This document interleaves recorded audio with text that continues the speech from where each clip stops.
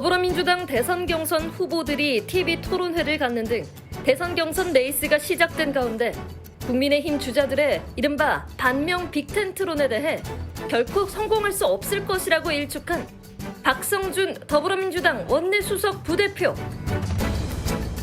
재선 국회의원, 제22대 국회 전반기 국회 운영위 간사, 더불어민주당 수석대변인 역임, 한덕수 대통령 권한대행 출마론에 대해 심판을 선수로 뛰게 하겠다는 것으로 국민의힘 후보들이 경쟁력이 없다는 것을 인정한 것이라고 비판. 심판자라고 할 수 있는 선거를 관리해야 되는 심판을 선수로 뛰게 하겠다라는 건데 그만큼 국민의힘 경쟁력이 없다라고 하는 것을 선언하는 거겠죠. 박성준 의원이 생각하는 6.3 대선 구도와 전망, 집중 분석합니다. 6월 3일 대통령 선거전이 후끈 달아오르고 있습니다. 더불어민주당 대선 경선 후보 TV 토론회와 함께 경선 지역 투표가 실시됐는데 예상대로 이재명 후보의 압승입니다. 더불어민주당 박성준 원내수석 부대표와 얘기 나눠보겠습니다. 박 의원님 안녕하십니까? 네, 안녕하세요. 네. 지난 금일 민주당 대선 경선에 출마한 이재명, 김경수, 김동연 3명의 예비 후보들이 첫 TV 토론회를 가졌습니다.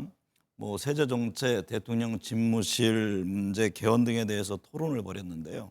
전반적으로 어떻게 보셨습니까? 일단은 이제 윤석열이 파면이 된 이후에 네. 조기 대선을 치르는 입장에서 민주당 입장에서는 이 대한민국을 이제 바로 세워야 된다라는 거고요. 그런 가운데에서 새롭게 대한민국을 만들어야 된다라고 하는 이제 후보들이 네. 첫 번째 경선을 치렀다 이렇게 볼 수가 있을 것 같고 여러 이제 이슈에 대한 어떤 토론이 있었지만 저희가 이제 쭉 저도 이제 처음부터 끝까지 보지는 못했고 네. 중간중간 이제 유튜브를 통해서 이제 봤는데 안정적인 토론이었고 대한민국이 무엇을 해야 되는 거에 대한 지금 새 후보가 공통된 인식을 갖고 있었다라는 부분 그리고 대한민국을 다시 살려야겠다라고 하는 거에 대해서는 서로 공유했다 이렇게 볼 수가 있을 것 같습니다. 네.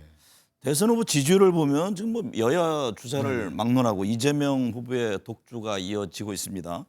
최근 또 꾸준한 상승세를 보이기도 하고요. 첫 지역 순회 경선 충청권 투표에서는 이재명 후보가 90% 가까운 득표율로 네네네. 압승했습니다. 민주당 경선은 어차피 이재명이다라면서 이게 관심도가 떨어지는 것을 우려했었잖아요. 이에 대해서는 어떻게 보고 계세요? 이번 대선 경선도 그렇고 이제 민주당도 그렇고 이제 많은 국민들이 네. 원하는 게 그건 것 같습니다. 이 나라가 이제 무너졌고요. 이제 다시 세워야 되는 건데 그 세우는 과정에서 어떤 역할을 해왔느냐, 네. 그 주어진 소임을 잘 수행할 수 있는 사람이 누구냐에 대한 것을 가지고 판가름하고 있다고 볼 수가 있을 것 같고요. 김동연 후보라든가 이제 김경순 후보도 민주당의 상당히 큰 자산이면서 많은 역할들을 해왔던 분이지만 네. 그래도 이제 이재명 대표에게 이렇게 많은 지지를 보낸 것은 우리 이재명 대표가 그동안의 어떤 업적이라든가 일을 해왔던 행적이라든가 그리고 새로운 비전에 있어서 좀 더 우위에 있다라고 하는 것을 평가한 거 아닌가 이렇게 보고 있습니다. 그동안의 발자취에 대한 네. 평가다. 그렇게 봐야 되겠죠. 인식이죠. 두 가지가 있지 않겠습니까? 업적과 향후에 어떤 일을 할 수 있느냐에 대한 부분에 대한 조합을 가지고 국민들이 판단하는데 네. 두 가지를 그렇게 보고 있지 않나 싶습니다. 경선 룰 등을 이유로 김두관 전 의원은 불참했고 경선 여론조사 업체 선정을 두고 김동연 경기지사가 반발했는데요. 이제 경선 이후에 후보들 간 또는 지지자들 간의 이 화학적 융합이 중요하잖아요. 네네. 이 점에 대해서는 어떤 보관이 있습니까? 이제 경선을 하다 보면 저도 이제 지난 대선에서 보면 네. 물리적인 화합도 필요하고 화학적 화합도 필요하고 다 이제 이게 필요해서 그것이 이제 단일 대우로 만들어서 하나된 힘으로 가야만 대선이라고 하는 경우는 이제 여야뿐만 아니라 각 후보들 간에 아니면 진영 간에 이념 간에 세대 간에 계층 간에 엄청난 투쟁의 장이란 말이죠. 그렇죠. 그것을 뚫기 위해서는 하나의 힘으로 이제 모아야 되는 건데 그것이 이제 경선 과정에서 잘 관리를 해야 되는 겁니다. 근데 네. 그 관리 중에 보면은 룰이라든가 여러 가지 이제 잡음들이 있을 수가 있는 건데 그래도 저는 이제 민주당이 이번에는 많은 이제 후보들도 그렇고요. 네. 국민들이 원하는 게 도대체 뭐냐. 대한민국을 우리가 무엇을 할 거냐에 대한 부분에 대해서는 저는 새 후보가 공통된 인식을 갖고 있기 때문에 네. 대선 경선 끝난 이후에도 단일 대우팀으로 같이 갈 수 있다고 봅니다. 지난 대선에 또는 경험이 있었잖아요. 지난 대선은 상당히 어려웠죠. 네. 그러니까 뭐냐면 이런 얘기죠. 대선에서 그런 얘기를 많이 하는 거예요. 이제 경선할 때 흥행을 해야 되는 거 아니냐라고 네. 하는 시각이 있다고 하면 양 후보 간에 치열한 접전이 있어야 흥행이 되는 거 아니겠습니까? 그렇죠. 근데 또 상대적으로 보면 끝나고 나면 후유증이 또 있죠. 화학적 결합이 잘 안 돼서 후유증이 있는 것이 지난 2022년 대선, 20대 대선이 좀 그런 민주당 입장에서는 아픔이었었죠. 네. 민주당 대선 예비 후보들이 지금 각각의 컨셉으로 경선 레이스를 시작했습니다. 이재명 후보는 충청권과 보수 텃밭인 영남 등 지역 지금 맞춤형 공약을 네네. 발표했고, 김동연 후보는 경제관료 출신이라는 점을 앞서서 지금 미국 관세 대응을 강조하고 있고, 또 김경수 후보는 고 김대중 노무현 대통령 묘역을 참배하는 등 이른바 이제 민주당의 적자 이 점을 부각시키고 있는데요. 새 후보의 움직임은 어떻게 평가하세요? 그 다 전문가 영역에서 네. 사실 뭐 김경수 지사 같은 경우 이제 경남지사를 해왔고 또 균형 발전에 대한 것들에 대한 것들 그리고 이제 개헌에 대한 이슈들 뭐 이런 얘기 하고 있고 특히 김동연 후보 같은 경우는 경기지사이면서 오랫동안 경제 관리를 했던 분 아니겠습니까? 근데 이제 한국을 둘러싼 여러 가지 대내외적 환경을 좀 볼 필요가 있을 것 같아요. 네. 특히 이제 우리나라를 둘러싼 예전에 보면 이제 남북 문제라든가 핵 문제라든가 이런 이슈가 있었다고 하면은 지금 이제 미국발 관세가 사실은 관세 전쟁이 됐단 말이죠. 그럼요. 네. 이 부분을 어떻게 관리하느냐에 대한 것이 이제 대외 변수로 가장 크게 떠올랐다고 볼 수가 있을 것 같고 네. 대내적으로는 보면은 아직까지 내란이 이제 이어지고 있다라는 부분에 대해서 내란 종식을 해야 되고 네. 또 하나는 뭐냐면 경제적인 측면이라든가 우리 사회 무너진 시스템을 회복해야 된다라고 하는 부분에 있어서는 많은 뭐 지금 전문가들도 얘기하고 있지만 이 새 후보가 여기에 대해서는 같은 공통된 고민들을 인식을- 갖고 네. 있고 그 부분에 네. 대해서는 서로 합의가 되고 있다. 저는 그렇게 보고 있습니다. 예.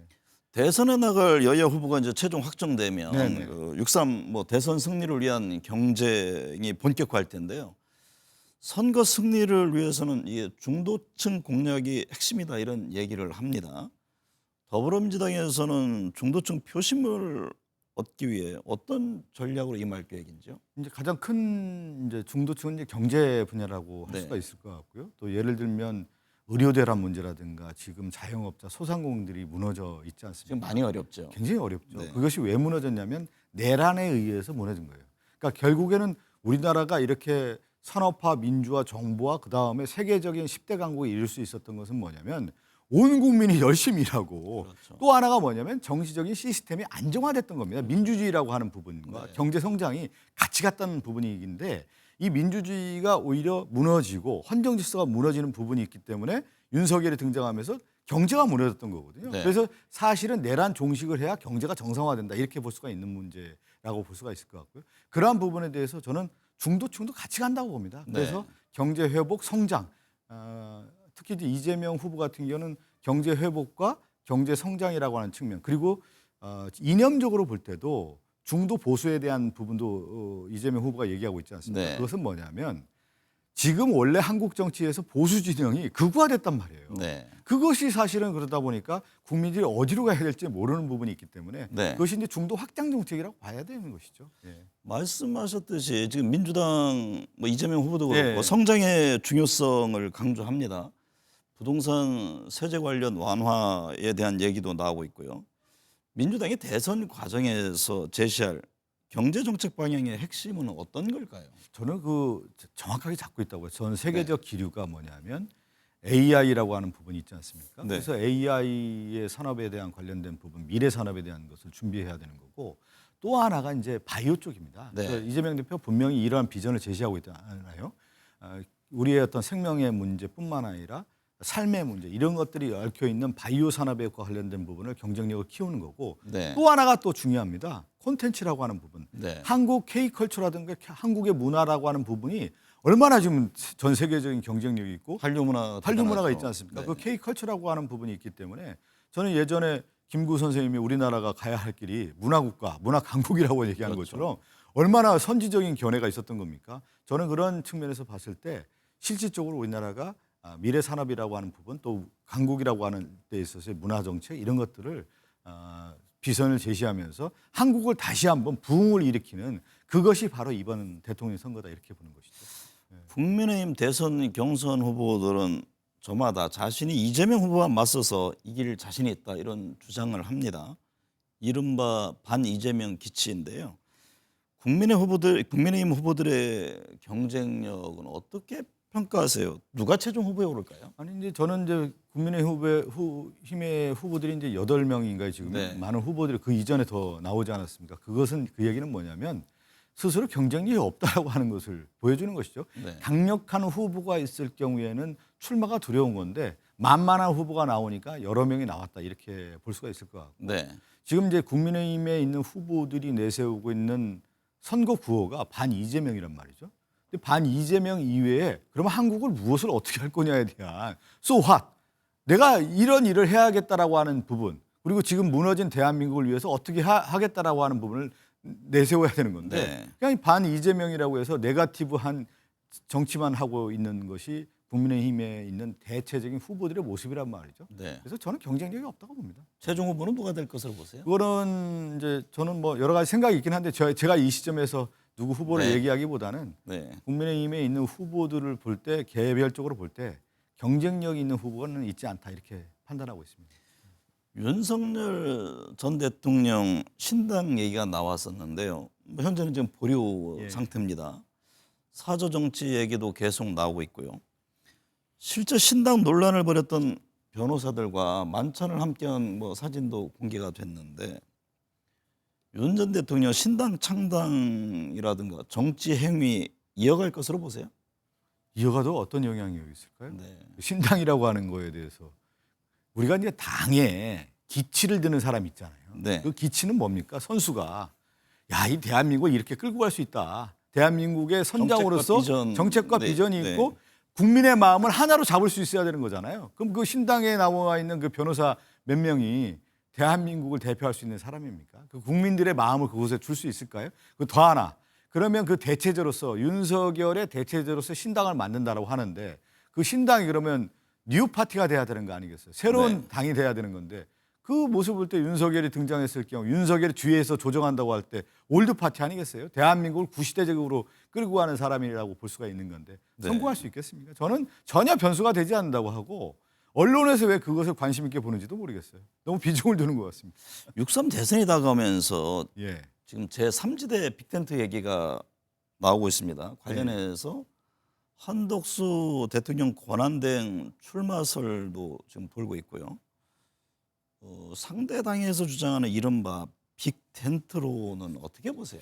우리 정앵커님도 오랫동안 정치부 기자 하시고 오랫동안 네. 보셨잖아요. 한국 정치에서 빅텐트가 성공했습니까? 네. 예, 왜 성공을 못하는가요? 경쟁력 있는 후보가 없으니까 군소 후보들 모아서 큰 집을 짓겠다라고 하는데 그 군소 후보들의 이해관계가 너무 다르다 보니까 빅텐트가 어떻게 되죠? 무너져 버리지 않습니까? 네. 그럼 한덕수 지금 국무총리의 뭐 출마 얘기가 나오는데 정치는 간을 보는 게 아니잖아요. 온몸을 던지는 거잖아요. 내가 다 던져가지고 내가 온 국민의 민심을 받겠다라고 하는 그 절실함이 있어야 되는 거예요. 선거에 승리하려면 세 가지 실이 있어야 된다는 거 아니겠어요? 네. 성실해야 되는 거고 첫째는 네. 진실해야 된다는 거 아니겠습니까? 네. 그리고 절실히 있어야 되는 건데 한덕수 총리가 볼 때 진실적인 모습인가요? 지금 내란 정국에 있어서 한덕수 총리의 모습을 볼 때는 진실과 멀어졌고 또 네. 하나는 뭐냐면 그동안의 인생이라고 하는 것 자체가 꽃길만 탔던 분 아닙니까?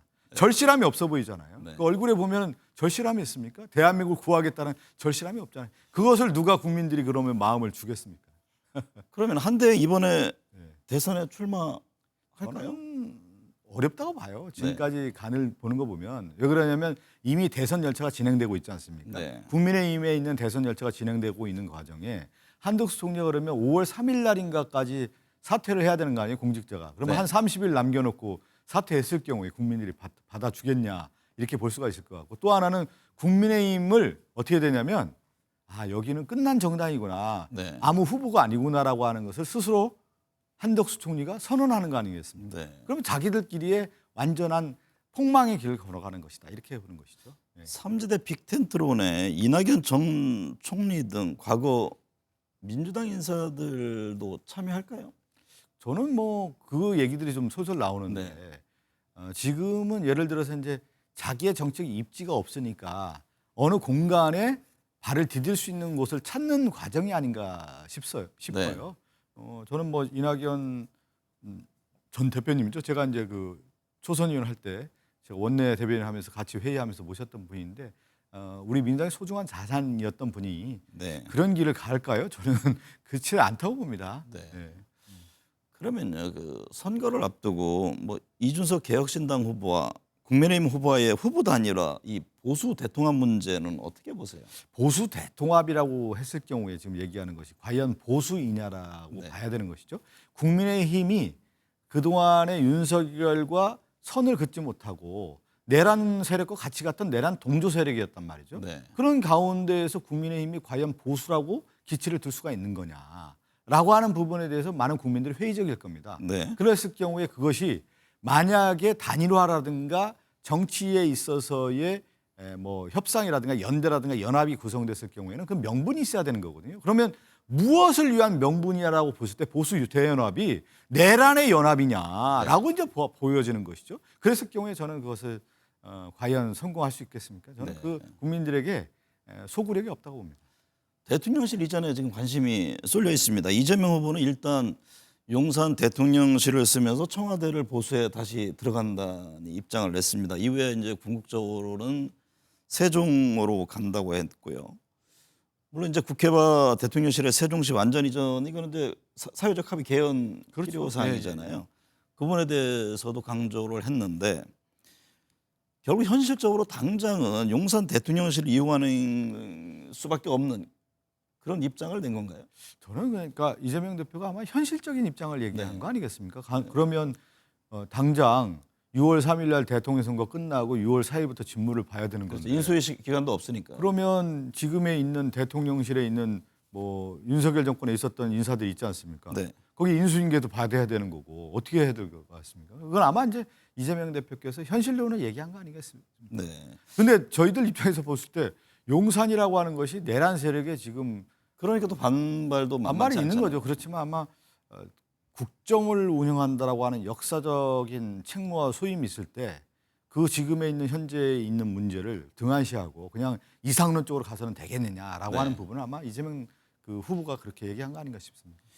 이번 대선 이슈 중 하나가 개헌 문제입니다. 네네. 개헌과 관련해서 민주당은 어떤 입장입니까? 개헌에 대해서는 이제 이렇게 얘기하는 것이죠. 87년 체제에서의 5년 단임제뿐만 아니라 권력구조의 문제라든가 뭐 기본권의 문제라든가 여러 가지 이제 문제점들이 있지 않습니까? 이거에 대해서 제7공화국을 열어야 된다라고 하는 부분에 대해서는 다시 많은 의원들도 그렇고요. 아마 네. 후보들도 같은 생각일 겁니다. 근데 다만 시기를 어떻게 할 거고 이제 방법에 대한 부분이 있지 않습니까? 그런데 내란에 의해서 대통령이 파면된 시점에서 바로 조기 대선을 하는데 이 6월 3일 날 조기 대선을 하는데 개헌에 대한 논의 과정들이 분명히 있어야 되는데 그것이 과연 가능하게 되냐라고 하는 현실론에 부닥쳤단 말이에요. 물리적 시간이 부족한 거 아니에요. 그건 당연한 거 아니겠습니까? 네. 그렇다고 하면은 대통령 선거 끝나고 어느 시점에서 차분하게 이 문제에 대해서 대한민국 국가 설계를 위해서 다시 한번 논의할 필요가 있다는 후보들이 얘기죠. 공약으로 던질 수는 그 있겠네요. 공약으로 던질 수 예. 있는 것이죠.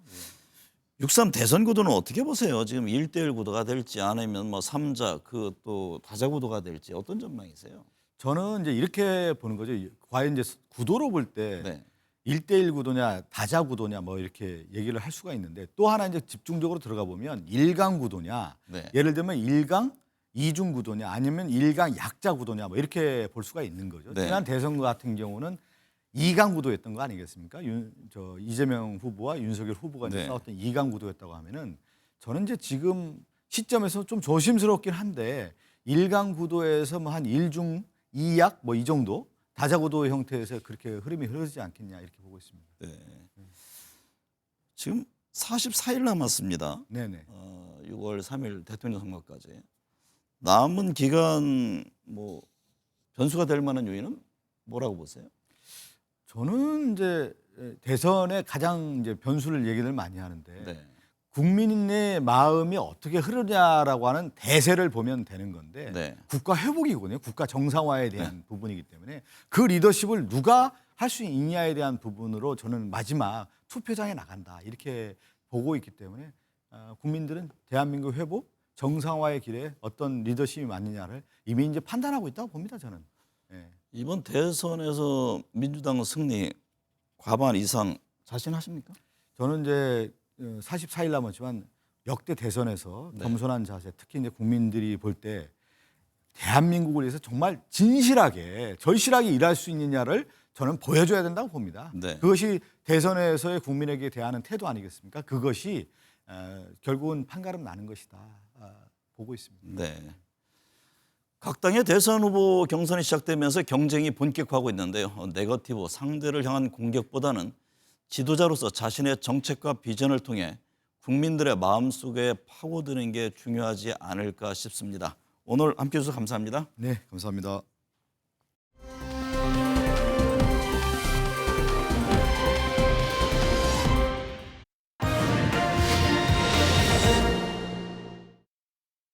네, 정치권 현안 짚어보겠습니다. 김성태 전 국민의힘 원내대표, 김유정 전 민주당 의원 나오셨습니다. 두 분 어서 오십시오.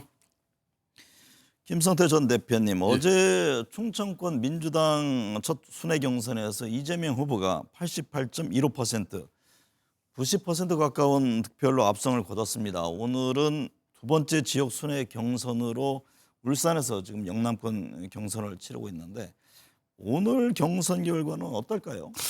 어제 뭐 충청권 1차 이제 민주당 그 첫 순회 경선에서 뭐 역시 예상대로 천상천하 요독존 지존 이재명 대표의 그 민주당의 확고한 대선 후보 지위는 정말 철동 같았어요. 그러니까 사실상 이 88.15%라는 것은 엄청난 지지율인데 그런 측면에서 이재명 대표 리사이틀에 그래도 이제 김동연 지사와 김경수 정 경남지사의 존재감이 그래도 이분들 없으면 어떻게 할 뻔했냐. 네.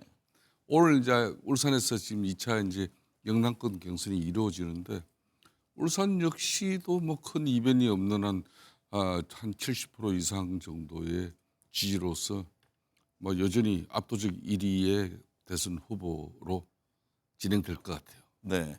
김유정 전 의원님, 민주당이 첫 순회 경선 지역을 충청권으로 정한 것은 이번이 처음인데 네. 경선 흥행에 대한 걱정을 했잖아요. 근데 투표 참여율이 지난 대선 경선 때보다 높다고 하던데요. 2위 후보가 지금 누가 될 것에 대한 관심이 큽니다. 네, 사실상 뭐 정해졌다고 해도 과언은 아닐 거라고 생각합니다. 모든 국민들께서도 아마 그렇게 염두에 두고 계실 거라고 생각하고요.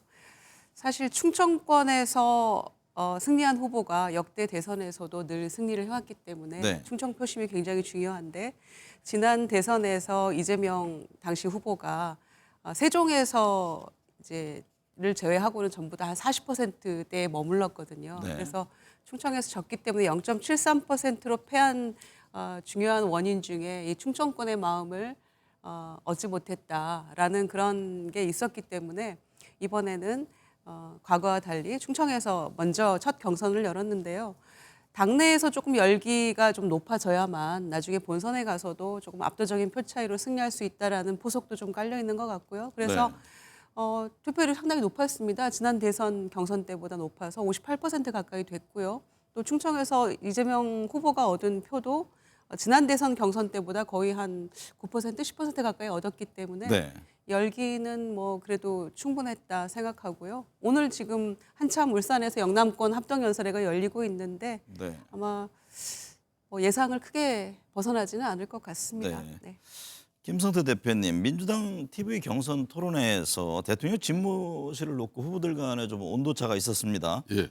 단 하루도 용산으로 갈 수는 없다라는 입장을 김동연, 김경수 후보는 주장을 했고요.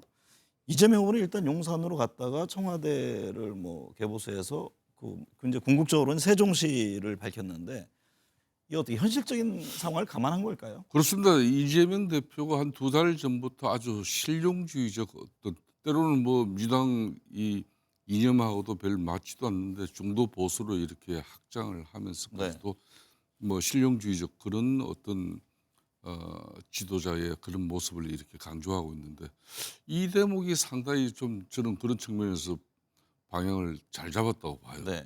지금 뭐 어떤 뭐 이 차별화 한다고 해가지고 막상 자신이 대통령 되고 나서 대책 없이 뭐 또 대통령 집무실 갔다 또 제3의 장소로 이렇게 털어버리면 다 비용과 그 역시- 혈세가 또 들어가잖아요. 그 역시 엄청난 국민의 혈세와 또 엄청난 또 문제가 야기돼요. 윤석열 대통령의 그냥 2년씩 1개월 동안의 그런 여러 가지 어려운 국정 중에서 첫 단추가 좀 저는 잘못 끼어진 부분이 급작스러운 쉽게 말하면 대통령실 집무실 이전 관계. 네. 그래서 실질적으로 한 6개월 동안 용산 집무실이 자리 잡기까지 6개월 걸렸어요. 네.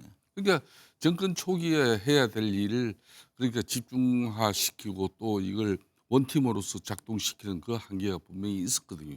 그런 측면에서 이재명 대표 입장에서는 그래도 윤석열 대통령에서 그 논란 속에서 용산 집무실 그걸 일정 부분 거기에 들어가서 청와대 기준 올해 50년 넘게 대통령실 그 기능이 작동될 수 있는 그런 이제 뭐 점검만 하고 또 들어가겠다는 거 아닙니까? 네. 그런 측면에서 이런 부분은 뭐 제가 당은 다르지만은 국민들에게 상당히 안정적으로 비춰질 수 있는 좋은 대목이다 이렇게 봐요.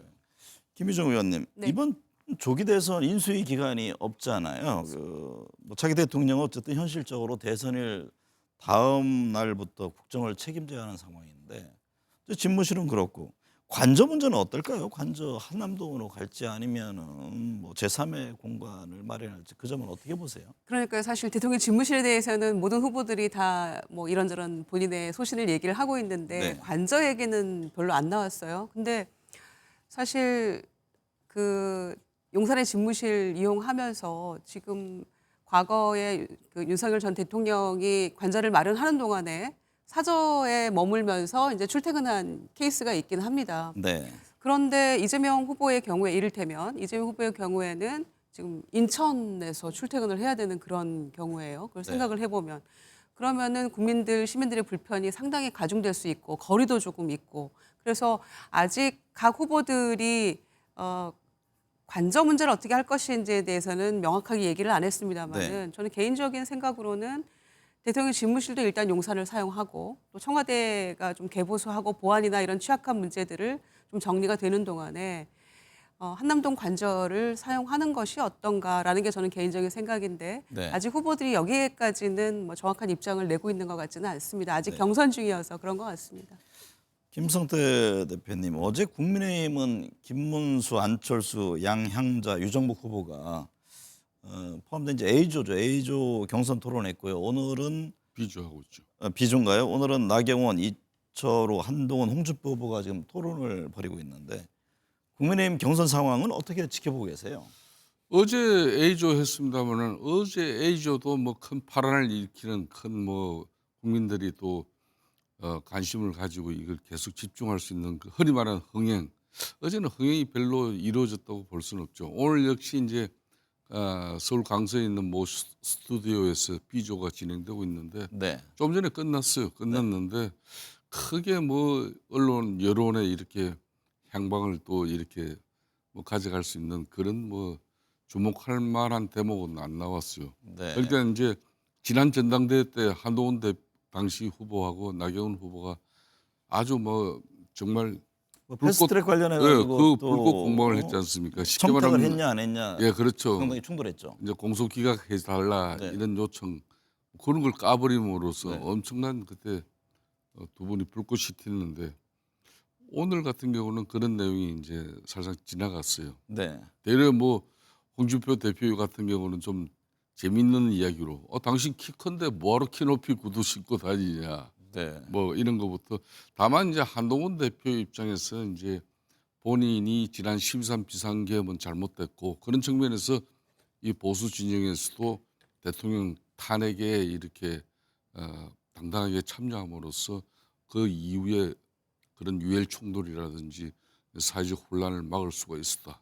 그런 측면에서 뭐 지금도 헌재 심판 파면이 결정난 이유인데도 아직까지 이 부분 인정하냐 뭐 이런 정도의 대로 한동훈 대표가 좀 공격적인 그런 부분 그런 게 좀 보였어요. 홍준표 후보는 한동훈 후보를 좀 공격적인 입장이었잖아요. 근데 최근에는 좀 뭐 미디어데이 때는 다른 모습을 보였는데 뭐 처음 이야기해 보니까 괜찮은 사람이다 이런 평가를 했거든요. 네. 이 어떤 배경으로 이해하세요? 아마 이제 홍 대표 입장에서는 굳이 이제 한동훈 대표를 자기의 최종 마지막 파이널 이제 쉽게 말하면 네.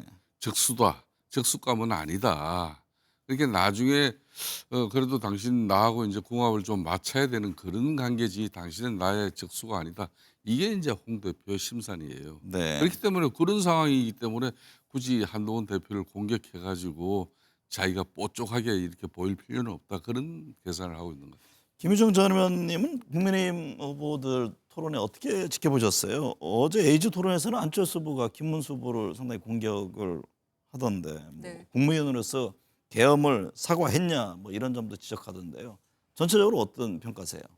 일단은 뭐 A조, B조 나눠져서 뭐 B조가 죽음의 조다 이런 얘기했는데 오늘 지금 이제 보도가 막 되기 시작하는 즈음이라서 자세한 얘기는 좀 있어봐야 될 것 같은데 지난번 뭐 전당대회 때 예상했던 뭐 그런 나경원 후보와 한동훈 후보 사이에 뭐 치열한 뭐 이런 옥신각신 이런 거는 현재로서는 없는 것 같아요. 네. 그 얘기가 있었으면 아마 제일 먼저 보도가 속보로 나왔을 텐데 그런 건 없는 것 같고요.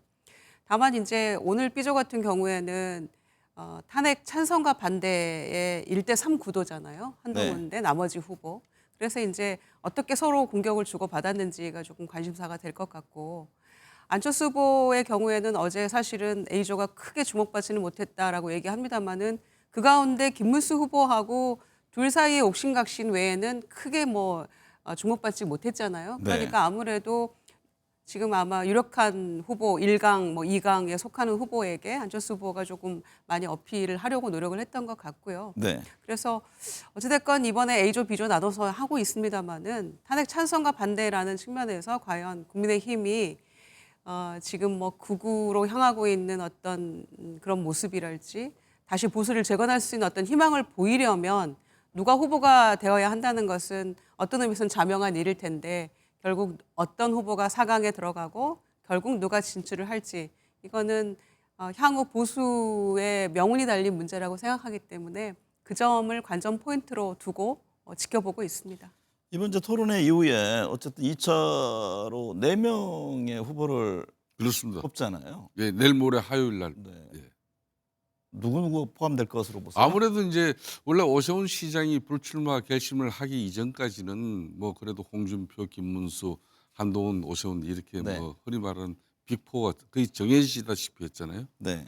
오 시장 이제 불출마 이후에 그 한 자리를 지금 나경원 후보와 안철수 후보가 사실상 불띤 지금 불꽃 경쟁을 하고 있죠. 네. 그래서 이제 그런 측면에서 보면은 이제 안철수와 나경원 또 후보는 이제 상당히 대조적입니다. 한 사람은 탄핵 찬성파였고 네. 한 사람은 탄핵 반대파였고 일정 부분 또 윤심에 대해서도 나경원 의원 입장에서는 좀 윤심을 상당히 의지하고 있는 그런 부분도 있고 네. 또 이제 안철수 의원 입장에서는 뭐 윤심을 좀 멀리하면서 윤석열 대통령을 당에서 제명시켜야 된다, 출당시켜야 된다 이런 아주 강고한 입장이에요. 그래야만이 이제 국민들이 우리 경선을 쳐다본다 이런 입장이거든요. 네. 이게 모든 게 대책점에 서 있는 두 사람이 앞으로 이제 아마 오늘쯤에 이제 B조쯤에 이제 토론까지 마쳤기 때문에 오늘 내일 이 여론이 이제 내일부터 여론조사 하거든요. 네. 그래서 이제 화요일 날 1차 4강전에 이제 그 두 사람이 뭐 누가 들어가냐 그 이변은 없을 겁니다. 김유정 전 의원님 6.3 대선을 44일 앞두고 이제 변수가 또 생긴 걸까요? 윤석열 전 대통령의 변호인단 일부가 신당 창당에 나서겠다라고 밝히면서 논란이 됐었는데 지금 일단은 창당 기자회견은 잠정 보류한 상태입니다. 그런데 해당 변호사들이 윤 전 대통령과 만찬을 함께한 내용이 또 전해졌습니다. 이른바 뭐 사저 정치 논란 계속되는데 윤 전 대통령이 향후에 신당 창당이라든가 정치 행보 이어갈까요? 저는 이제 이 신당 얘기가 딱 나왔을 때 내란 사태의 내란 수괴의 피의자로서 파면당한 전직 대통령이 불과 보름 지나서 신당이라니 이건 넌센스다라는 생각이 먼저 들었는데요. 본인이 이제 그 사저로 들어가면서 이기고 돌아왔다 이런 좀 황당한 궤변이랄지 또는 네. 뭐 5년 하나, 3년 하나 이런 얘기 그리고 뭐 젊은 청년들을 위해서 내가 뭐 지원하겠다 이런 얘기들은 결코 정치에서 이제 끈을 놓지 않겠다라는 걸로 해석이 됩니다만 현실적으로 아마 브레이크가 딱 걸린 거는 그동안 이 전 대통령하고 소위 손절, 관계를 단절하지 못하고 있던 국민의힘에서 이게 무슨 말이냐라고 네. 각 후보들 포함해서 반발이 세게 나왔기 때문에 일단 보류된 거라고 생각합니다. 그러면서 동시에 뭐 정당 만들 자유도 있고 정치의 자유도 있습니다마는 과연 이게 나라를 위해서 이게 도움이 될 문제인가? 아직까지 헌재의 결과에 대해 승복의 발언도 없고 국민들께 진솔한 사과의 발언 한 번도 없던 윤석열 전 대통령이 과연 이렇게 하는 게 맞는 것이냐. 아마 국민의힘에서 먼저 반발할 것이고 이게 결국 우리 다 죽는 길이다라는 비판의 목소리가 더 나올 거기 때문에 앞으로 행보는 뭐 본인이 결정할 문제긴 합니다마는 민심이 이걸 수용할 수 있겠습니까? 네. 그런 점에서 말이 안 되는 이야기다. 자중자애 하시길 바란다라는 말씀드립니다. 김성태 전 대표님은 어떻게 보세요? 지금 국민의힘 입장에서 상당히 당혹스러울 것 같아요. 당혹스러운 게 아니라 이거는 해도 너무한다. 저는 그런 입장을 가지고 뭐 네. 이미 뭐 그 입장도 제가 낸 적도 있습니다만은 아니 뭐 윤석열 전 대통령은 국민의힘 입장에서 이거는 극복할 대상이지 마치 뭐 추앙하고 앞으로 함께할 대상은 저는 결코 아니라고 봅니다. 네. 그러니까 뭐 염치 없이 하찮은 그런 리더에게 목을 매는 집단은 죽기를 작정하고 불구덩이로 뛰어드는 뭐 그런 바보짓 아니면은 그런 짓 해서는 안 되는 것이죠. 네. 뭐 저는 그런 측면에서 윤석열 대통령께서 정말 전생에 이재명 대표에게 무슨 큰 신세를 그렇게 졌길래 정말 네. 신당까지 만들어 가지고 다시 또 이 조기 대선 전국에서 그렇지 않아도 보수 진영 전체를 다 모아도 지금 벅차고 어려운 상황이고 중도 청원을 향해서 좀 우리가 소구력도 없어가지고 지금 이 고전을 맺지 못하고 있는 이 상황에서 그렇게 해서 윤석열 신당이 만들어지면 이거는 이거야말로 그냥 이재명 대표에게 노골적으로 조기 대선에 그냥 대통령직을 갖다 상납하는 결과나 다를 바가 없는 것이죠. 그래서 저는 그런 측면에서 그 청년 변호사들이 이번 윤석열 이 윤석열 대통령 사실 가치와 철학을 갖다 뒷받침하는 그런 정당을 만들자는 이 젊은 청년 변호사들이 윤석열 대통령 간주에서 만찬도 함께하면서 상당한 깊은 이분 변호사들이 3번이나 만났다고 네. 하니까 저는 이런 일은 이게 정치행위로 봐야 하지 않나요? 아유 정치해죠. 윤석열 대통령 같은 경우는 더군다나 정치를 시작한 지 1년도 채 안 돼가지고 대통령이 된 사람이에요. 그러니까 보수의 가치와 기반이 너무나 미흡했던 분입니다. 그런 분께서 지금 이제 일부 강성 지층이 있다고 한들 그게 큰 틀에서 앞으로 보수 진영에 무슨 큰 도움이 되겠습니까? 뭐 그런 측면에서 윤석열 대통령께서는 좀 이런 부분에 대해서는 상당히 자중하시는 게 좋을 것 같아요. 그러면 이런 상황에서 윤 전 대통령 탈당 문제는 어떨까요? 국민의힘에서 뭐 이 문제를 다시 또 거론할까요? 아니면은 뭐 대선까지는 그냥 이 형태로 갈까요? 글쎄 이제 손절하겠다, 관계를 정리하겠다 후보마다 뭐 대체적으로 그렇게 말을 하고 있는 것 같은데 심지어 출마 권유를 받았다고 알려진 나경원 후보조차도 더 이상 윤석열 이름을 끌어들이지 않는 게 좋다라는 표현을 했더라고요. 그런데도 지금 출당이나 혹은 제명에 대해서 누구 하나 목소리를 높이지 못하고 있는 것 같아요. 그런 네. 점에서 과연 이게 진정한 관계 단절이 되는 것이냐. 과거에 박근혜 전 대통령 탄핵 시절에 이후에 그때 당시 새누리당이었던가요? 거기에서 보여줬던 행보하고도 너무 차이가 나는 모습이거든요. 그래서 무슨 신당 얘기까지 나오면서 윤석열 정신을 계승하겠다라는 그런 궤변까지 나오고 있는 마당이니까 진정성을 보이려면 출당이든 제명이든 뭔가 조치가 있어야 되고 그다음에 대국민 사과를 조금 진정성 있게 하고 그다음 행보로 가는 게 맞는 것 같은데 중간 단계 다 생략해버리고 후보들 개개인이 그냥 개인기로 뭐 끊어야 된다, 더 이상 얘기하면 안 된다 이렇게 얘기하는 것이 국민들의 마음을 움직이는데 어떤 소구력이 있을까요? 그래서 조금 문제가 전혀 해소가 되지 않는 것 같습니다. 이 와중에 윤석열 모셔오겠다 어제 전광훈 목사가 대선 출마 선언하면서 말했는데요. 그러면서 이재명은 당선시키면 시켰지 국민의힘 예비 후보 8명은 절대로 당선시키지 않겠다고 했습니다.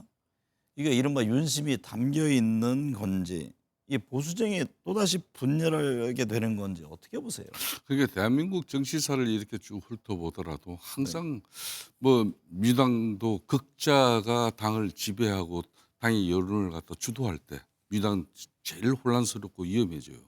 마찬가지로 이제 보수 진영도 좀 맨 오른쪽에 극우 세력들이 흔히 말하는 강성 지지층들에 의해서 당이 그냥 그 사람들의 눈치를 보고 그 사람들의 입장을 대변하면서 자신의 정치적 입지를 구축하고 또 정치적 그런 명을 또 연장시켜 나가는 그런 모습이 국민들 특히 중도 합리층 국민들로부터는 가장 추잡하게 네. 보여요. 그런 측면에서 아무리 사람에게 충성하지 않고 또 보수에게 충성하지 않는다고 이렇게 자기 마음대로 하고 싶은 대로 다 하고 끝까지 이 뭐 보수를 불구덩이에 함께 끌고 들어가겠다는 것은 전 대단히 잘못했고요. 네. 지금이라도 상처 입은 그런 국민들과 또 특히 억장이 무너져 할 말을 잊어버린 그런 보수 진영에게 진정 어린 사과와 함께 또 조용히 살아가 주시는 부분도 일정 부분 돕는 거죠. 저거 하다 본인께서 뭐 정치의 미를 떨치지 못했다 그러면은 정말 뭐 지금 이분 뭐 정광훈 목사가 또 이제 이번에 대선 후보로 선다고 하니까 네. 뭐 이분하고 또 그분이 또 윤석열 대통령을 모신다고 그러니까 뭐 이런 부분에 대해서 명확하게 윤석열 대통령이 입장을 꺼야죠. 네. 끄고 뭐 교통정리를 바로 해주면서 보수가 합리적 정당으로서 계속 국민들에게 그래도 신뢰를 받고 정책과 비전이 또 인정받는 그런 정당이 될 수 있도록 도와주셔야지 이런 방식은 맞지 않죠. 김유정 전 의원님, 한덕수 대통령 권한대행은 출마할까요? 지금 헌법재판소가 한대행의 그 헌법재판관 지명을 효력 정지했는데 이게 뭐 발목을 잡을 것이다라는 분석에서부터 여전히 여론의 추이를 지켜보고 있다. 이게 분분하거든요. 어떻게 네. 보세요? 본인이 외신과의 인터뷰를 통해서 알려진 바로는 여전히 아직 미정이다 이렇게 얘기를 하고 있는 거 보니까 네. 여전히 시체말로 간보기 하고 있다라고 보여지거든요. 그리고 대정부 질문 국회에 참여도 안 하면서 참석도 안 하고 광주로 울산으로 막 이렇게 다니는 모습은 그야말로 그냥 이미 대권 행보 시작한 모습처럼 보이지만 네. 헌재에서 그 재판관 2명에 대한 가처분 신청 인용하면서 이게 그냥 한풀 꺾였다. 그리고 그날을 기점으로 해서 대망론은 사라졌다라고까지 저는 생각을 합니다. 네. 그리고 지금 오늘이 D-44일이고 후보 등록이 5월 10일이면 이제 3주가 채 안 남은 거예요, 사실. 그런데 그 사이에 국민의힘 후보가 정해지고 또 뭐 단일화를 또 하고 이 과정이 과연 가능할 것인가? 그리고 국민의힘 후보로 선출된 후보가 과연 이 단일화에 응하겠습니까? 네. 저라도 안 할 것 같아요. 그 경선 과정을 뚫고 올라와서 한덕수 총리와의 단일화 저라도 거부할 거기 때문에 이거는 현실적으로 이루어지기 매우 어려운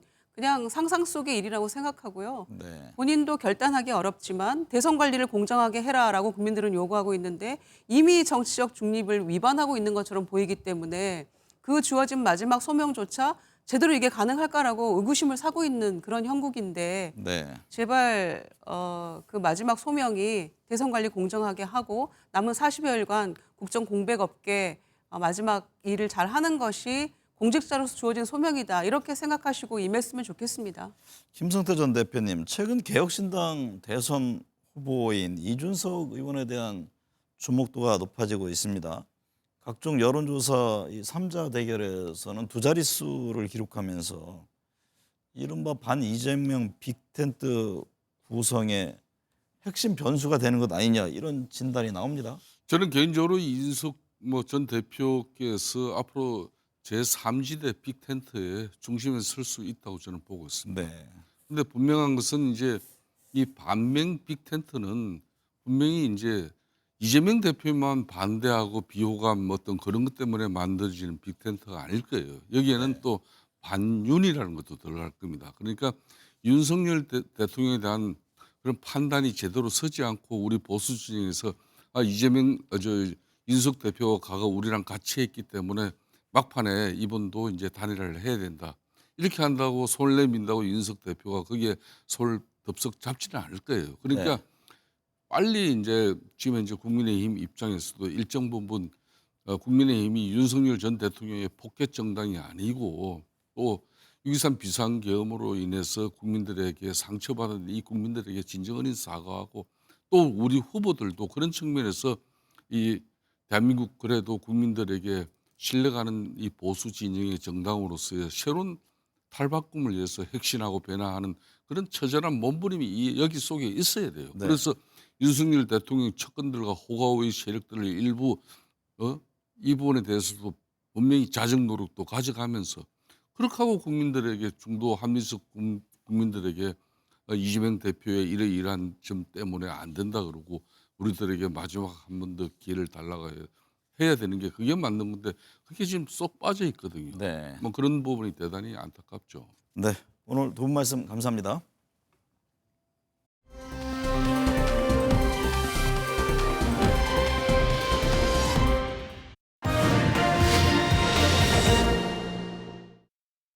한 주간의 여론 흐름 짚어보겠습니다. 배종찬 인사이트 K 소장, 김미현 RN서치 소장 나오셨습니다. 두 분 어서 오십시오. 안녕하십니까? 안녕하세요.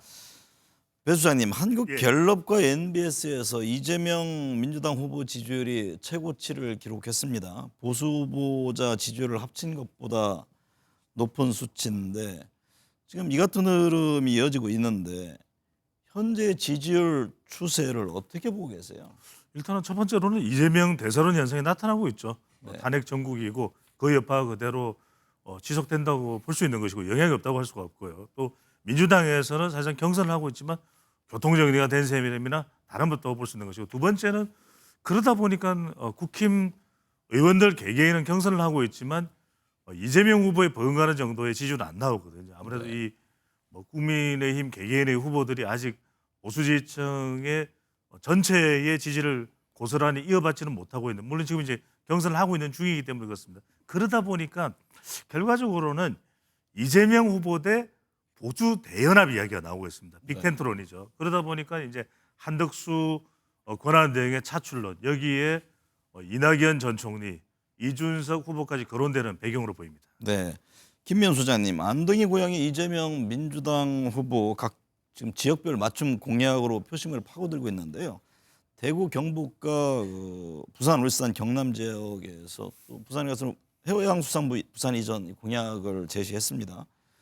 오늘 2차 경선 결과가 나오는데요. 이번 대선에서 이 후보를 향한 영남권 표심은 어떨까요? 매우 중요하죠. 근데 이제 이재명 후보 같은 경우는 이제 지금 말씀하신 대로 TK 출신임에도 불구하고 지난번 득표율을 보면요, TK에서 윤석열 후보는 당시에 한 70%가 높은 득표를 한 반면에 네. 이재명 후보는 당시에 뭐 20% 초반대 득표율을 기록했습니다. 그런 걸 감안해 봤을 때 이번에는 그것보다는 좀 더 나오지 않을까 예상을 하고 있습니다만은 그러다 보니까 TK보다는 또 PK 지역이 매우 중요하거든요. 근데 네. 이제 PK에서는 지난번에 한 30%대 나온 것 같아요. 그리고 윤석열 후보는 50%가 넘었거든요. 근데 원래대로 말씀드리자면 이 진보 진영의 후보들은 대략 PK에서 40% 이상을 득표를 목표를 하고 뛰고 있거든요. 네. 그러니까 그런 거를 감안해보고 그리고 지금 나오고 있는 여론조사 결과를 보더라도 PK에서는 나름대로 그다지 나쁜 결과가 나오지는 않고 있습니다. 그런 거를 감안해봤을 때 TK보다는 PK에서는 지난번 대선 때보다는 좀 갈목할 득표율을 하지 않을까 이렇게 예상이 됩니다. 배 소장님, 호남에서 이재명 후보 지지율이 상승했습니다. 경선 효과라고 볼 수 있을 건지, 지금 6.3 어쨌든 대선에서 누가 후보가 되든 호남 결집력 이게 어느 정도 되는지 이게 주목하고 있지 않겠습니까? 중요합니다. 그러니까 호남의 호남 유권자 그리고 호남 밖의 호남 유권자거든요. 그러니까 호남의 호남 유권자는 이재명 후보 쪽으로 더 굳건해진다고 봐야 될 것 같아요. 네. 왜냐하면 그만큼 정리가 됐고 그래서 이전 대선에서 김대중, 노무현, 문재인 이 역대 대통령이 호남에서 얻었던 것만큼 이재명 후보도 얻을 것 같아요. 그런데 네. 호남 밖의 호남이 중요합니다. 그러니까 서울 호남 유권자, PK 호남 유권자인데 그래서 지금 보면은 이재명 후보도 충청, PK 지역에 공을 들이거든요. PK가 왜 중요하냐? 8년 전에 이 문재인 후보가 이 탄핵 대선에서 네. 그때 부산에서 득표 1위, 울산에서 득표 1위 이렇게 차지했거든요. 근데 따지고 보면 지난 2020년 대선에서 이재명 후보가 그다지 부산 PK 지역에서 갈목할 만한 득표를 못했거든요. 근데 이번에 PK 지역에 상당히 공을 들일 겁니다. 호남 밖에 호남, 그중에서도 수도권도 중요하지만 PK 지역에서 이재명 후보가 얼만큼, 그래서 보면은 뭐 해양 수도 지금 공약도 내걸고 있고 이런 부분들도 다분히 네. PK 공약으로 보입니다. 네. 김명수 소장님, 갤럽과 NBS 조사 결과 의견을 유보한 응답자가 20%대에 이르는데요. 이게 이전 대선 때와 비교했을 때 어떻습니까? 비슷한 흐름입니까? 아니면 많은 겁니까? 아니면 상대적으로 좀 높은 편이죠. 네. 지난번 대선이라든가 아니면 박근혜 전 대통령 탄핵 이후의 조사 결과를 보면 당시에는 한 10% 후반대였습니다. 네. 근데 지금은 20% 후반대를 기록하기 때문에 높은 걸로 나타나고 있는데요. 지난번 대선보다는 그 탄핵 직후, 1차 탄핵 직후 여론조사와 좀 비교를 좀 해본다면 당시에 좀 안희정이라는 네. 후보가 있었거든요. 지금은 그 당시에 야권 후보들이 3명이 있었는데 그분들이 나름대로의 본인들의 지지층을 갖고 있다 보니까 그래서 이제 무당층이 생각보다 좀 적게 나온 것 같은데 이번에는 이 범보수 진영이나 범 진보 진영은 상당히 이제 결집이 돼 있는 반면에 네. 범보수 진영에는 이 독보적인 후보가 없다 보니까 아마도 이런 무당층이 그때보다는 약 한 10%포인트 정도 높게 나타나는 게 아닌가 싶습니다. 네. 배 소장님, MBS 조사를 보면 민주당, 국민의힘, 개혁신당 후보 3자 대결에서도 이재명 민주당 후보가 크게 앞서는 결과가 나왔는데요. 어떤 점을 주목해서 봐야 할까요? 이게 상당히 중요한 거예요. 무당층을 보셔야 됩니다. 그러니까 무슨 말씀이냐면은 지금 3자 구도인데도 불구하고 지금 이제 그래프를 곧 보실 수도 있을 텐데 이재명 45, 45, 45 다 45죠. 네. 그러면 지금 국민의힘 후보 김문수, 홍준표 또 한동훈이 이준석 표를 모아도 안 돼요. 45가 안 됩니다. 네. 그 이야기는 지금 무당층이 빠져 있는 겁니다. 그런데 이 무당층은 대체로 그러면은 보수 성향이 강하다 이렇게 봐야 되겠죠. 왜? 대선은 45대 45거든요. 네. 그런데 이 무당층들이 왜 지금 포함이 안 돼 있느냐? 보수적 후보의 판 자체가 기울어져 있다. 우리가 굳이 나간다고 해서 이길 수 있을까? 이게 중요합니다. 네. 그러니까 이 무당층의 적극성을 끌어낼 수 있는 그런 보수 대연합이나 반 이재명 명분을 충분히 동기부여를 한다면은 이게 좀 늘어날 수 있는데, 자 우리 정가병께서도 아실 텐데 2007년 대선 이명박 후보가 당선될 때는 이미 기울어져 버렸죠. 그러면 네. 그때 기억해 보시면 무당층은 투표를 안 갑니다. 투표율이 63%. 지난 2022년 대선은 0.73% 포인트 차이니까 박빙이죠. 투표율이 75%. 이럴 때는 매우 높죠. 그러니까 무당층을 나오게끔 만들게 있느냐 없느냐. 지금의 이 판세는 지금으로서는 아직까지 무당층이 보수를 위해서 투표소에 나가야 될 그런 동기부여가 충분히 안 되고 있다. 네. 김면 소장님, 리얼미터 양자 대결 결과를 보면요, 이재명 민주당 후보와 국민의힘 후보들이 양자 대결했을 때 이 후보가 모두 50%를 넘기면서 우위를 차지하는 모습인데요. 지난 이제 과거 대선을 돌이켜봤을 때 대선 40여를 앞두고 다자 대결, 양자 대결에서 한 후보가 이렇게 이처럼 우위를 차지한 경우가 있었습니까? 근래 조사에서는 없었는데요. 그런데 아까 지금 말씀하신 대로 이명박 대통령, 그 당시에는 이명박 후보가 상당히 앞서는 조사가 많았습니다. 지금 말씀하신 대로 그때는 판이 한쪽으로 상당히 기울어졌기 때문에 그런 결과가 있었고요. 네. 요 근래 선거에서는 한 후보가 이렇게 다자 대결이라든가 아니면 양자 대결에서 이게 압도적인 지지를 받는 경우가 매우 적었었습니다. 네. 그런 경우가 별로 없었던 것 같은데요. 근데 지금 이게 무당층 가지고 지금 무당층이 무조건 사이 보수일 거다 이렇게 얘기하는 거는 저는 좀 맞지 않다고 보여지고요. 이 무당층에는 사이 보수도 있지만 사이 진보도 있거든요. 물론 지금은 사이 진보보다는 사이 보수가 더 많을 것 같아요. 왜냐하면 보수는 남대로 결집이 안 됐지만 진보는 상당히 결집이 된 상황이다. 그런 관점에서 본다면 이 무당층이 상당히 차기 대선에 상당히 큰 영향을 미칠 수는 있지만 제가 볼 때는 이번에는 이 무당층이 그렇게 적극적으로 투표장에 나갈까? 그런 생각이 좀 들기 때문에 저는 이 무당층이 나오는 이 포지션을 가지고 이게 전부 다 우리한테 온다? 이렇게 생각하고 전략을 짜는 거는 매우 좀 잘못된 게 아닐까 이런 생각이 좀 듭니다. 배 소장님, 양자 대결을 보면 이재명 민주당 후보에 맞선 후보들 가운데 한덕수 권한대행이 격차가 가장 적게 나타났는데 이 점은 어떻게 해석을 해야 할까요? 이른바 덕수다 덕수, 네. 한덕수 차출론, 한덕수 현상이거든요. 그러니까 뭐 한덕수 권한대행에도 지적할 부분은 많습니다. 근데 대체로 이제 선거를 프레임으로 보기 때문에 그렇습니다. 프레임으로 보니까 국민의힘 다른 후보와의 양자 대결을 할 때는 이건 탄핵 또 그다음에 내란 이렇게 되면 확 기울어져 버리거든요. 중도층이 안 옵니다. 그리고 국민의힘 일부도 안 따라옵니다. 근데 한덕수 권한대행을 갖다 붙이면 어떤 현상이 벌어지냐면 프레임이 살짝 전환됩니다. 네. 내란과 탄핵 프레임이 아니라 경제, 미국, 트럼프 이렇게 좀 전환이 되거든요. 그러면 이 응답자의 특성을 보면 조금 어떤 차이가 있냐면 한덕수 권한대행이 맞붙는 양자 대결에는 수도권 그다음에 자영업청, 주부청이 조금 한덕수 쪽으로 더 옵니다. 다른 국민의 후보보다는 이런 현상이 나타나면서 한덕수 권한대행이 경쟁력이 나오는 가장 큰 배경으로 보입니다. 근데 그럼에도 불구하고 이재명 후보 한덕수 지금 대행과의 격차는 거의 한 2배 가까이 그렇죠. 크거든요. 네.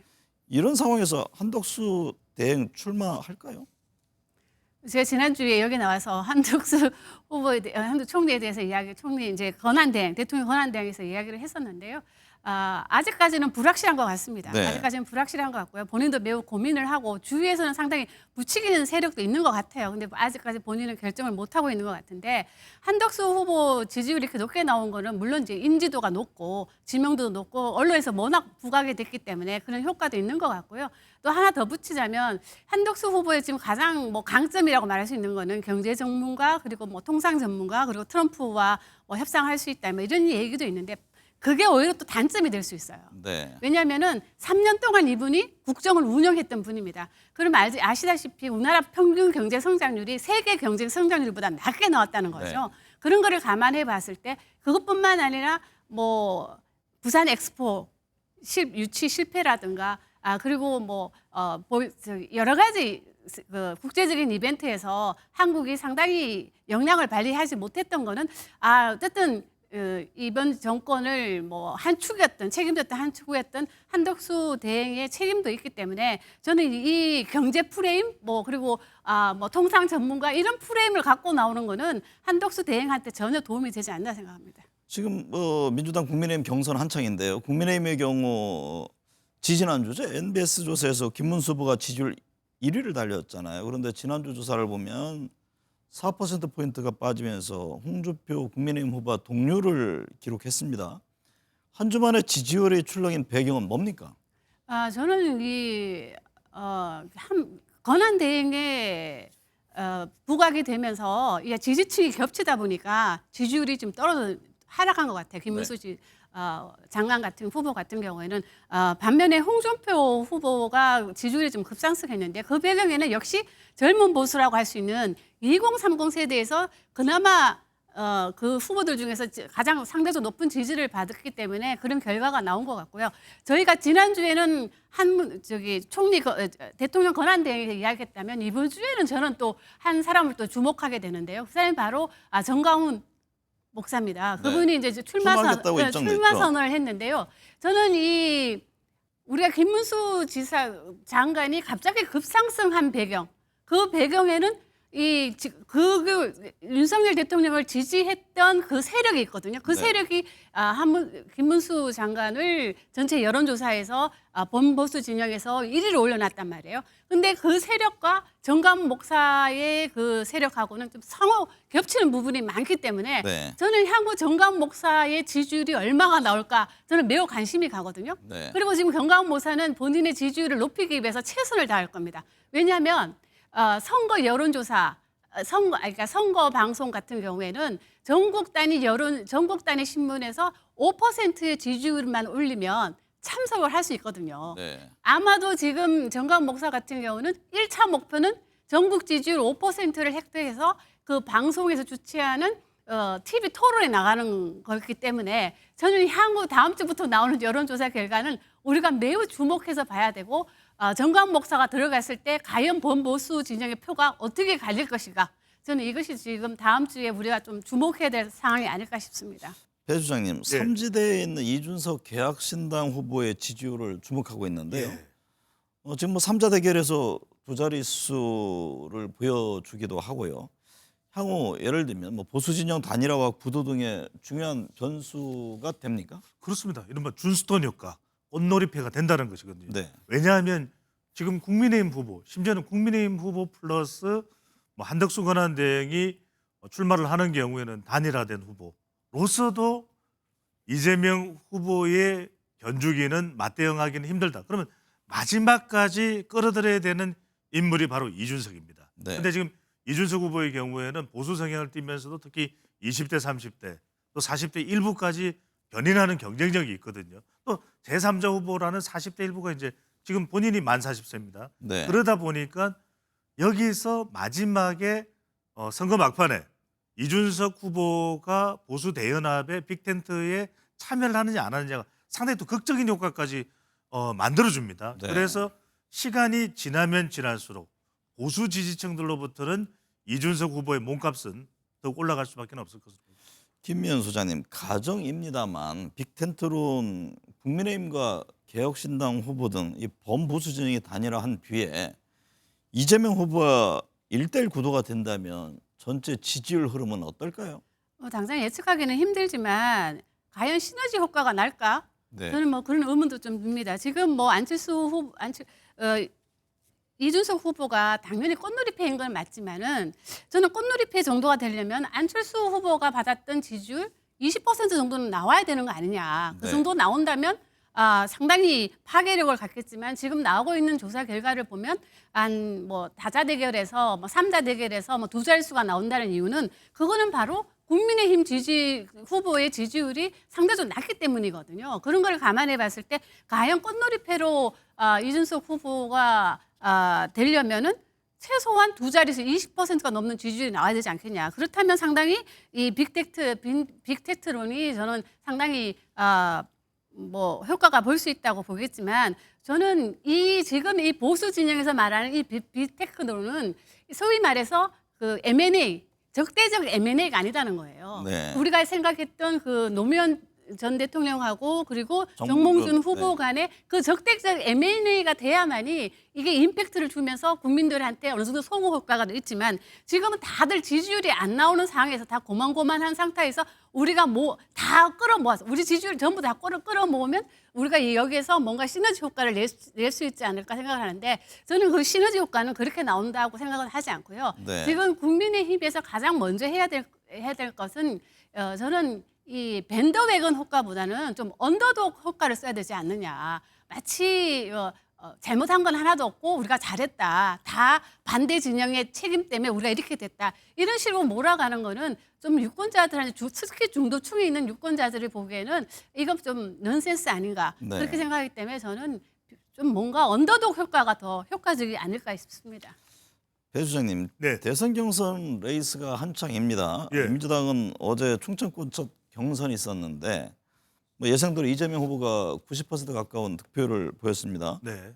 오늘 영남권 표심 주목하는데 오늘 결과는 어떨까요?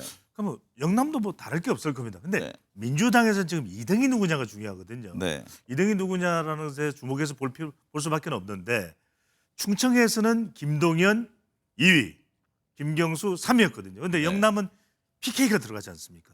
전 경남지사이기 때문에 여기서 착한 2등을 노리는 김경수 후보가 2위로 올라가느냐 이게 관전 포인트입니다. 네. 그렇지 못하다 그러면은 진짜 PK까지도 김동연에게 TK까지 포함해서 뒤진다.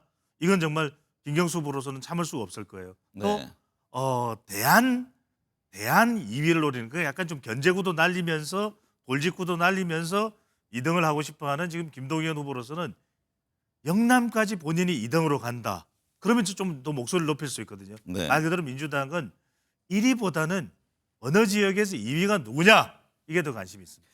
국민의힘은 8명의 후보가 지금 각축전 펼치고 있는데요. 후보들 모두 이제 낮은 지지율을 끌어올리기 위한 여러 전략이 필요해 보입니다. 어떤 움직임이 중요하다고 보세요? 일단은 이제 4명으로 압축이 되지 않습니까? 네. 그러니까 제가 볼 때는 거기도 4위 4등으로 후보가 누구냐 관심이죠. 4등이 누가 되느냐가 지금 중요한 것 같은데요. 1등부터 저는 개인적으로 볼 때는 1등하고 3등까지는 별 차이가 없을 것 같아요. 네. 그래서 지금 우리가 예상할 수 있는 1등의 후보도 바뀔 수가 있을 걸로 보여집니다. 그런 걸 감안해 봤을 때 저는 4위가 누가 될 것인가가 매우 중요해 보이고요.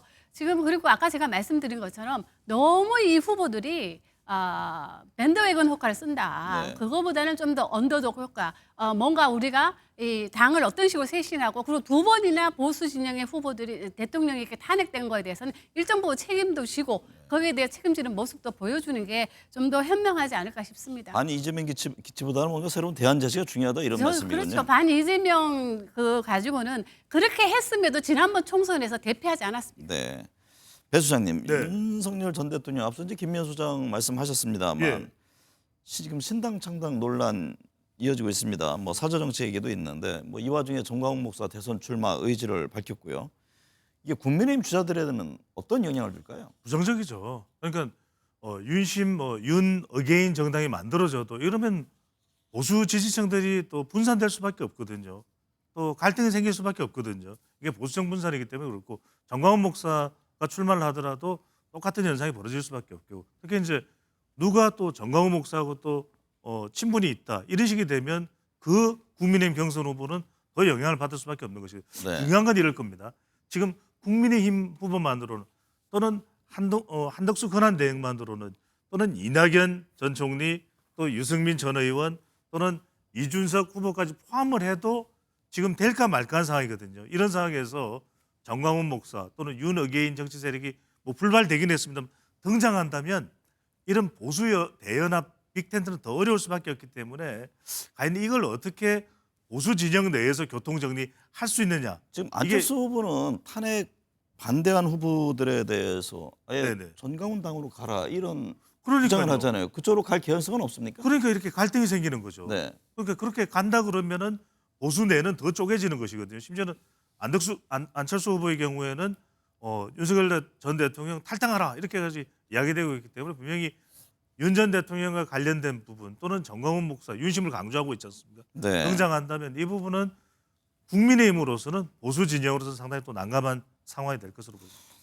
조기 대선 40여일 남았는데 결과에 미칠 변수가 있다면 어떤 겁니까? 일단 지금은 뭐 여론조사에 보면은 어쨌든 민주당이 좀 유리하게 지금 조사 결과는 지금 나오고 있습니다. 그럼에도 불구하고 선거는 마지막 한 표까지 또 열어봐야 되는 거기 때문에요. 네. 저는 어차피 대통령은 어대명 이재명이라는 이 프레임이 상당히 또 위험한 프레임일 수도 있어요. 네. 이게 만약 이재명 후보의 지지율이 많이 흔들리는 조사 결과가 조금만 나온다 하더라면 저는 이게 무너질 수도 있기 때문에 네. 저는 이 어대명이라는 거를 상당히 민주당에서 좀 유념해야 되지 않을까 싶습니다. 이게 가장 큰 변수라 저는 봅니다. 배 수장님은요?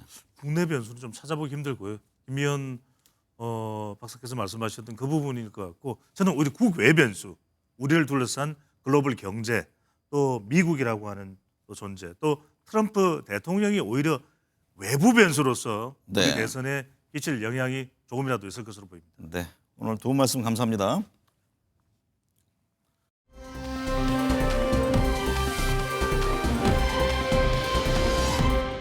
(21대) 대선이 44일 앞으로 다가왔습니다. 정당별 후보 경선이 한창입니다. 문제는 집권 청사진 경쟁이 아닌 상대 진영 간 정치적 대결에 집중하고 있다는 점입니다. 국민의힘 후보는 반 이재명 경쟁, 민주당은 내란 심판론이 앞섭니다. 인공지능, AI 등 산업계 변화와 관세 전쟁, 남북 문제 등 대전환기의 비전을 제시해야 합니다. 대선 후보 선출 이후 5월 12일부터 시작되는 공식 선거운동 기간은 22일에 불과합니다. 대한민국을 이끌 지도자로서 누가 적합한지 생산적인 경쟁을 통해 국가 도약의 계기로 만들어야 합니다. 시청해주신 여러분 감사합니다.